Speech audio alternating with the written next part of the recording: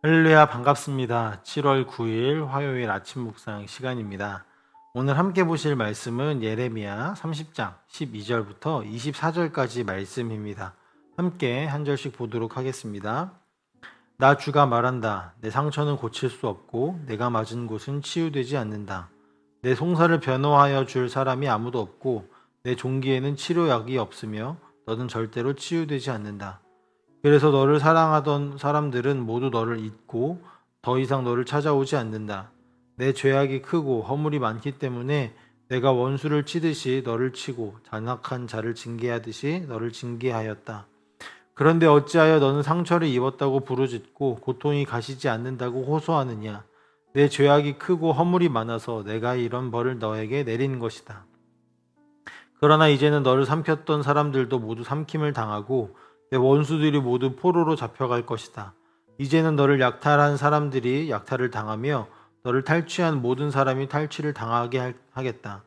비록 사람들이 너를 보고 시온은 쫓겨난 여자요 찾아오는 사람이 아무도 없는 여인이다 할지라도 진정 내가 너를 고쳐주고 내 상처를 치료하여 주겠다. 나 주의 말이다. 나 주가 말한다. 내가 야곱의 장막들을 회복하여 놓고 야곱의 거처를 불쌍하게 여겨 페어의 언덕에 다시 성읍을 세우고 궁궐도 다시 제자리에 세우게 하겠다. 그러면 그들로부터 감사의 노래가 터져 나오고 기쁨의 목소리가 터져 나올 것이다. 내가 그들을 번창하게 할 것이니 그들의 수가 줄지 않을 것이며 내가 그들을 영화롭게 할 것이니 그들이 멸시를 당하지 않을 것이다. 그 자손이 옛날과 같이 회복되고 그 회중이 나의 앞에서 굳건해질 것이다. 그를 억압하는 모든 사람을 내가 벌하겠다. 그들의 지도자가 같은 결의 가운데서 나오고 그들의 통치자가 같은 민족 가운데서 나올 것이다. 내가 그를 부를 때에 그는 나에게 가까이 올 것이다. 그렇지 않으면 누가 감히 목숨을 걸고 나에게 가까이 올 수 있겠느냐? 나 주의 말이다. 너희는 나의 백성이 되고 나는 너희의 하나님이 될 것이다. 주님의 진노가 폭풍처럼 터져 나온다. 휘몰아치는 바람처럼 악인들의 머리를 후려친다. 주님께서는 마음속에서 뜻하신 바를 시행하고 이루실 때까지 그 맹렬한 진노를 그치지 않으신다. 마지막 날에야 너희가 이것을 깨달을 것이다.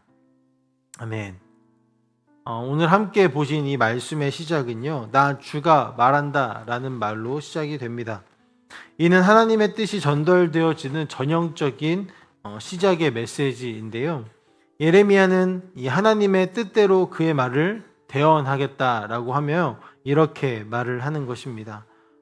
내 상처는 고칠 수 없고 내가 맞은 곳은 치유되지 않는다라고요. 12절 말씀에 이렇게 시작이 되어지죠. 여기서 예레미야는 너의 상처가 고치기 좀 힘들다. 치료가 오래 걸릴 것이다. 이렇게 말하지 않았습니다. 하나님은 예레미야를 통하여서 단호하게 말씀하시죠. 고칠 수 없다. 치유되지 않는다라고요. 그러나 우리는 이 말씀들, 오늘 본문들을 쭉 읽어가다 보면서 매우 의아한 말씀을 마주하게 됩니다. 17절 말씀이 이렇게 나오는데요. 진정 내가 너를 고쳐주고 내 상처를 치료하여 주겠다. 나 주의 말이다. 라는 말씀입니다. 고칠 수 없다.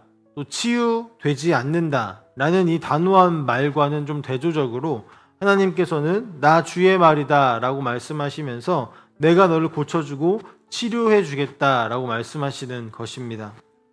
단순히 언급된 두 내용만 보면 할 수 없다와 해주겠다라는 말이 부딪히는 것처럼 보일 수 있지만 사실 여기에는 조금 더 깊은 내용들이 담겨져 있습니다.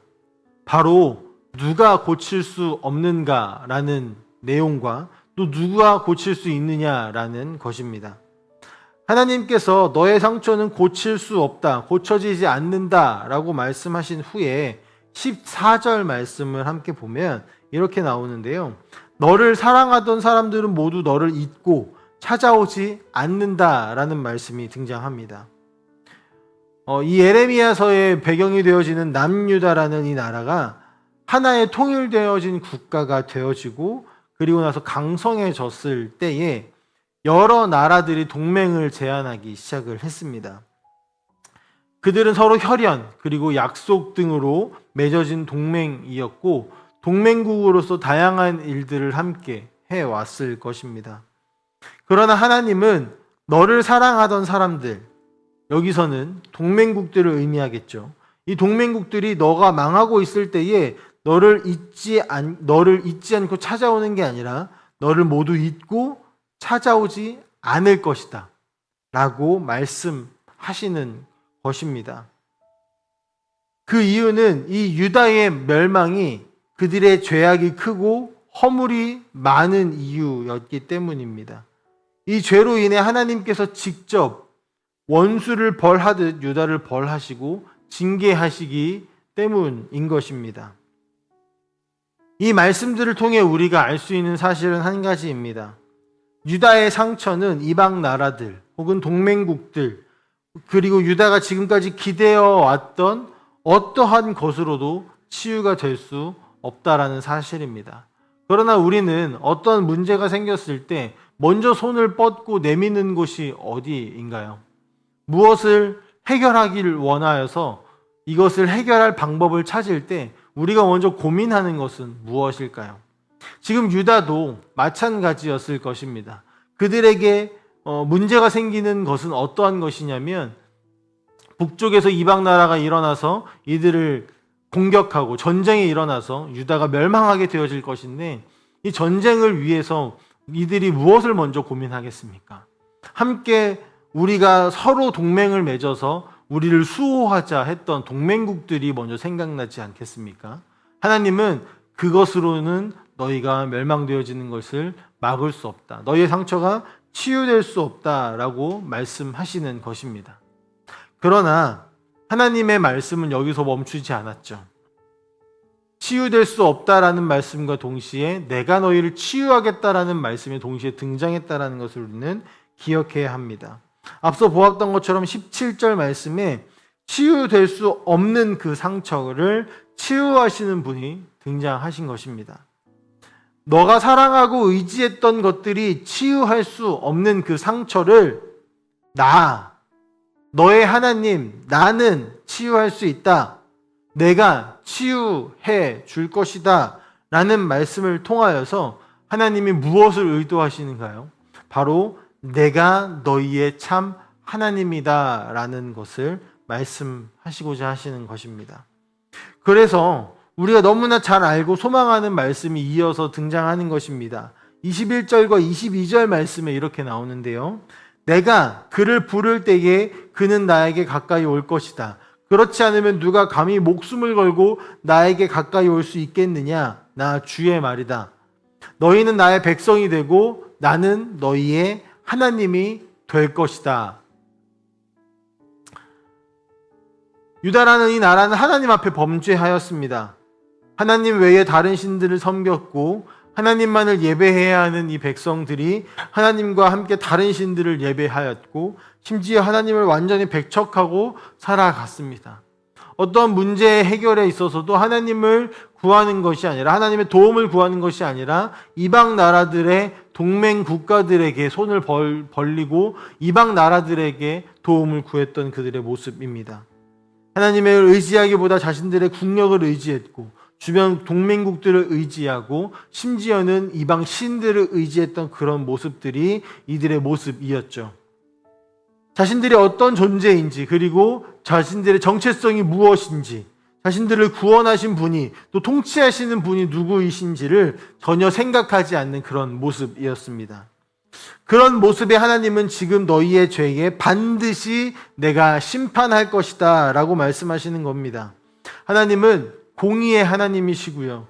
죄를 심판하시는 분이시기 때문이죠. 그러나 동시에 하나님은 자신의 백성들을 끝까지 포기하지 않으시는 분이기도 합니다. 그렇기 때문에 죄를 모두 심판하신 후에는 다시 회복시키실 것을 약속하고 있으시는 겁니다. 그래서 하나님은 한 번도 자신의 백성들에게 스스로가 그들의 하나님이 되시는 것을 처음 선언하신 그때부터 이 땅을 창조하신 그때부터 한 번도 포기하지 않으셨다는 것입니다. 다만 자신들의 백성들이 엇나가는 것을 가만히 두고 보지는 않으실 뿐인 것이죠. 이것은 우리에게도 마찬가지입니다. 하나님은 인간의 죄를 두고 보지 않으십니다.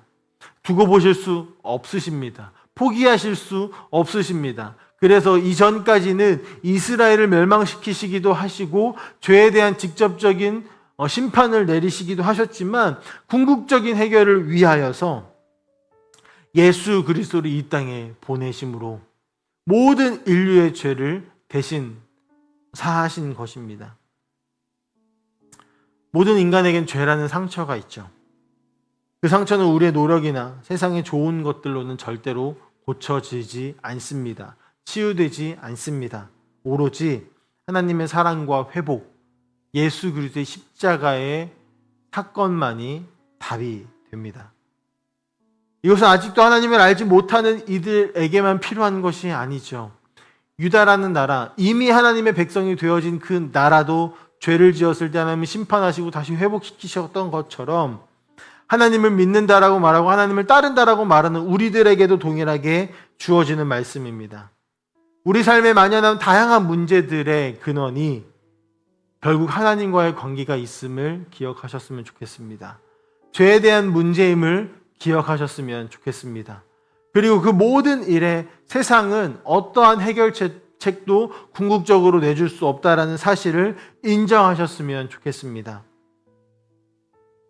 그래서 하나님이 이렇게 말씀하십니다. 너의 상처는 세상은 고칠 수 없고 너가 지금 의지하는 그것은 네가 맞은 곳을 치유할 수 없다라고 말씀하십니다. 그러나 그렇게 말씀하신 하나님께서 진정 내가 너를 고쳐주고 너의 상처를 치료하여 주겠다라고 말씀하셨다는 사실을 기억하면서 오늘도 우리의 삶과 우리의 문제들을 주님 앞에 내어놓는, 그래서 그분의 통치 안에서 그분의 은혜와 회복을 누리는 하루가 되시기를 간절히 소망합니다. 또한 이 모든 회복, 완전한 회복이 지금 당장 이루어지면 참 좋겠지만 그렇지 못하다라는 사실을 우리는 알고 있습니다. 하지만 예수님께서 다시 오시는 그 날에 반드시 이루어진다라는 그 소망을 가지고 우리의 걸음을, 우리의 사명을 멈추지 않는 우리 함께하는 교회 성도님들이 다 되시기를 간절히 소망합니다. 함께 기도하겠습니다. 사랑의 하나님 아버지 감사합니다. 하나님 예레미야를 통하여서 우리에게 계속해서 말씀하시는 이야기들을 오늘도 듣습니다. 죄에 대해서는 반드시 심판하시는 그 하나님이 또한 그 죄의 상처를 완전히 깨끗하게 하실 수 있는 분이심을 우리가 기억하게 하여 주시옵소서. 문제가 일어났을 때, 우리에게 상처가 났을 때 다른 것을 찾기보다 주님 앞에 엎드려 주님 앞에 회개하고 주의 도우심을 구하는 우리 모두가 되게 하여 주시옵고, 완전한 회복이 반드시 있음을 우리가 소망하고 기억하며 아버지 우리의 걸음을 멈추지 않는 우리 모든 성도님들이 다 되실 수 있도록 축복하여 주시옵소서. 감사드리며 살아계신 예수님의 이름으로 기도합니다. 아멘.